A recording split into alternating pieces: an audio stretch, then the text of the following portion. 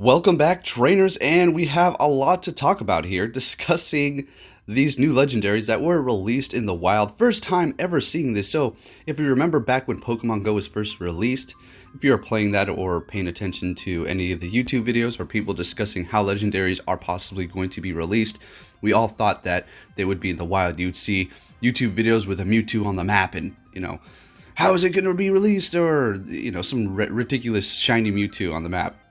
But this has become a reality, yes. So if you're not aware, they have released these three legendaries, the Lake Trio, Azelf, Mesprit, and Uxie in the wild. They're going to be extremely rare, and we're going to discuss what you need to do and how to possibly find them. Now, apparently they're going to be region locked, so Azelf is going to be in the Americas. Alright, now let's go over how you're going to find these very elusive legendaries in the wild. So this video is going to be from Twitter. It is from a spoofer, forgive me for putting this up, but they have the footage and I'm going to bring it to you so you can be informed on how and where they're going to be spawning. People were saying next to lakes, and as we see here, this one is next to a lake. So I was out grinding for several hours in hopes of maybe seeing one. I didn't have my hopes very high because I knew they're very rare, but I thought might as well go out and grind it out too, since we have this double dust for ground type Pokemon, and I did catch myself a shiny, which we'll be taking a look at here in just a moment as well. So by the lakes, kind of confirmed this one is literally next to the lake, so that kind of clears up that. If you do run into these, I highly recommend you do not give it a silver pineapple. You can if you so choose to, but they're so rare. You better go for that golden raz, an excellent throw if you can, great throw if you can't hit excellence, okay? So if you're thinking, okay, these things are so rare, what's the point? And before I continue on, I did do this amazing trade with a local trainer here, much appreciated. We did swap shiny Sableyes, and now they're both lucky. I'm going to be maxing that out right now and discussing what you possibly can do with your Lake Trio as well regarding lucky friends. So back onto the subject on how rare they're going to be. It's going to be extremely hard for you to find one of these, period, okay? You will see it on the nearby if you're lucky, and if you do, go for it, obviously. I don't need to tell you twice, and that's pretty much it. Should you share it with your local group before you catch it, like as if you're on your way? Yes, you should share it, but at the same time, it's almost like maybe catch it first. If you're fast enough, screenshot it, share it in whatever group you're in, tell them the location legitly, right? Not chords, so they can spoof there. And yet again, I'm not trying to bash on the spoofers, but it's just, I was a little frustrated last night seeing all the images of them catching multiple, and I never cared about them, and I still don't. But I got a little salty for several minutes, and then it kind of just let it go. I was like, nothing I can do about it. It's fine. So another thing is, if you're going to be going to GoFest, I think they will be increasing the spawns there. Maybe have them appear more there for you guys, alongside the special research for Jirachi too. And another thing to take note of is the CP in which they will have when you find them is completely random, not for each trainer, but there is no set CP, kind of like the raid bosses are. You can find a fairly low one, you can find a fairly high one, okay? So it really all depends. Personally, if I was to find one of these, and here is the next tip that I'm going to give you. Obviously, aside from giving a golden raz and ultra ball when you see it, period, if you do catch one, say you're with a friend and you both catch it and you become, lucky friends, that's going to be what you're going to want to do. You're going to want to trade with a lucky friend to make them lucky. Simple as that, so they'll have great IVs. Say if you catch a great one with amazing IVs already at that point, then, I guess you don't need to trade.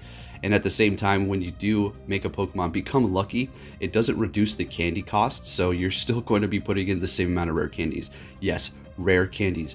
Unless, like we just discussed, if you're going to GoFest and they do happen to make them appear there, you will be able to go to town and get candies that way as well. But for the most part, the majority of us are just going to have to put in rare candies, but that is kind of just taking a shot in the dark and just assuming they're going to make them spawn at GoFest. So, getting lucky Lake Trio Pokemon is going to be within your best interest, so you have good IVs, and obviously cut the candy cost to power them up. Now, are they going to be good for raids? Are they going to be good for PvP? We went over this before. So Azelf is going to be attack heavy, Mesprit is going to have more of the even stats, and Uxie is going to be more on the defense heavy side.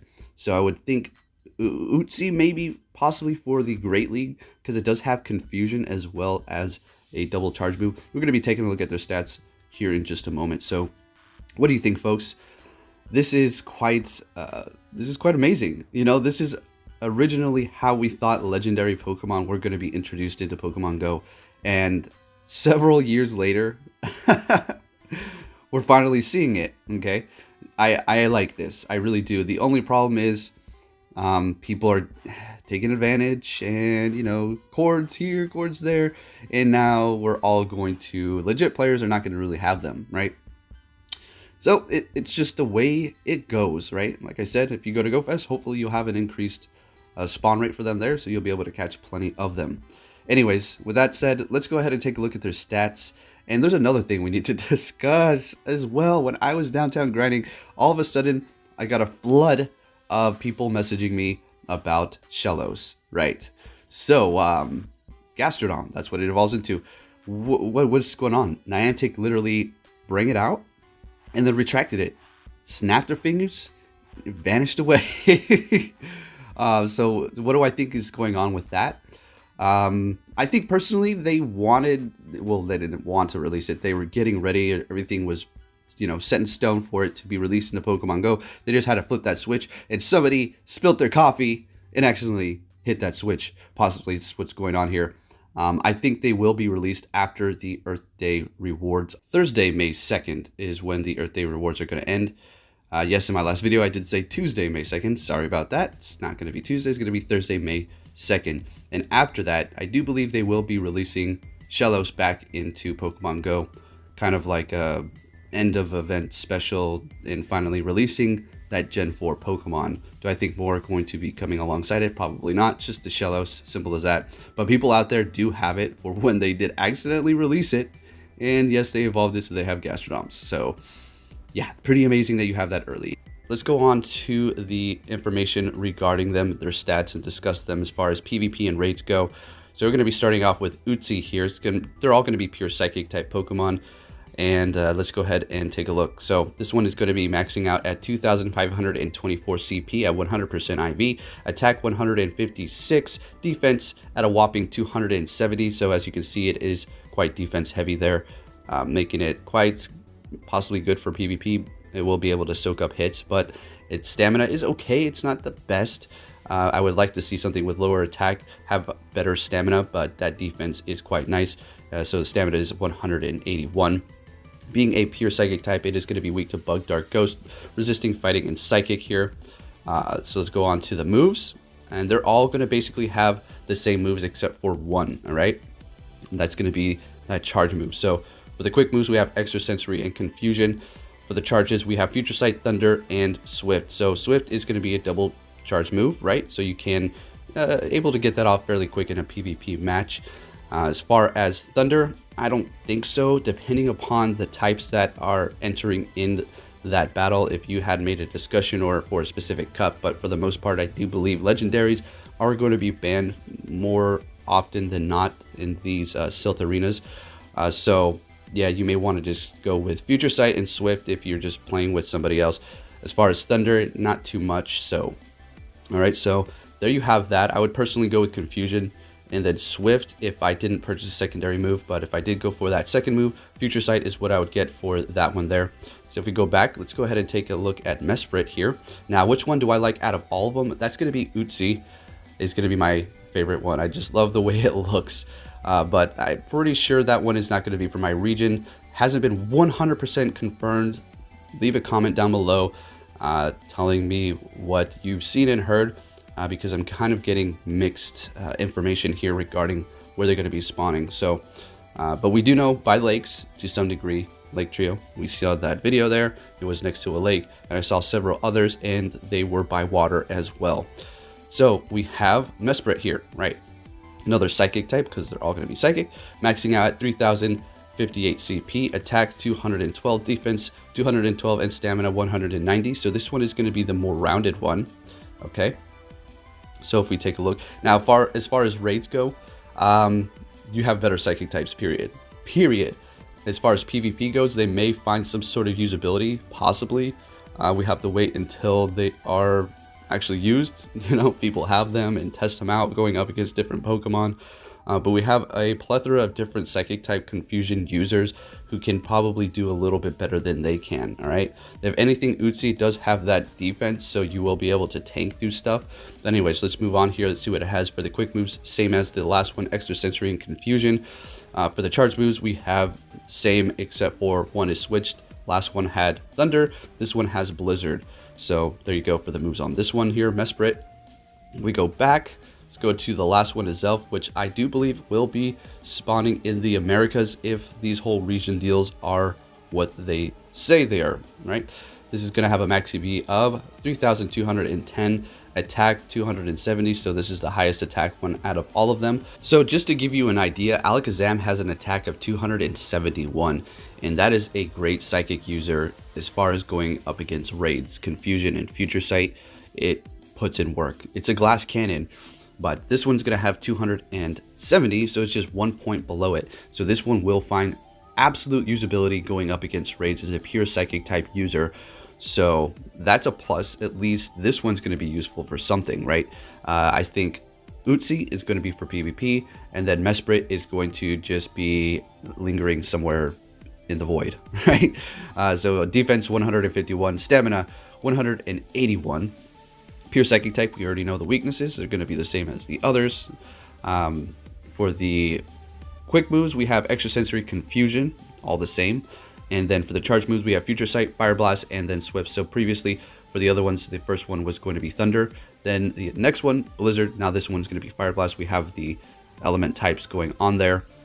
So yeah, if you do happen to catch one of these Azelfs, and you want to max it out for raids, then Confusion and Future Sight is what you're going to want. You're going to be getting stabbed, doing a lot of damage with an attack of 270. That's not bad at all. Okay, it's going to be able to fight amongst the best Psychic types. If you're trying to do some sort of unique Psychic type team going up against a specific raid, this is going to help. Or if you just want another strong Psychic type unique user to go alongside the rest of them, this one should serve quite nicely.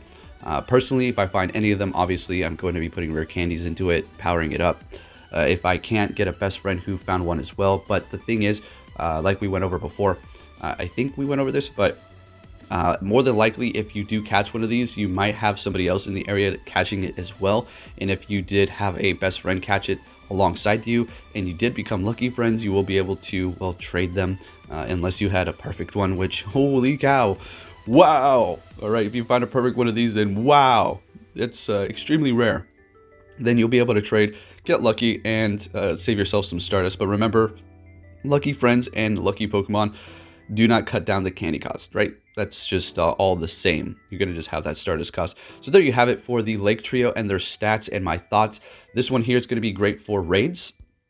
And then you have Mesprit, who's going to be lingering somewhere in the nowhere. And then you have Uxie, which should be pretty viable for PvP. So there you have the Lake Trio regarding their stats. And with that said, trainers, if you enjoyed this video, please give it a big thumbs up. Let's go. So I'm going to show you a little something here. The shinies that I caught yesterday, got a Diglett through the Go Plus. Then I tapped on this Wingull here. And there's been a lot of people questioning whether or not you will see your shiny on your journal if it ran away from you. So we have a shiny Wingull that just ran away from me, right? That's perfectly fine. I guess I Go Plussed it and it just took off there. So it's not in my inventory.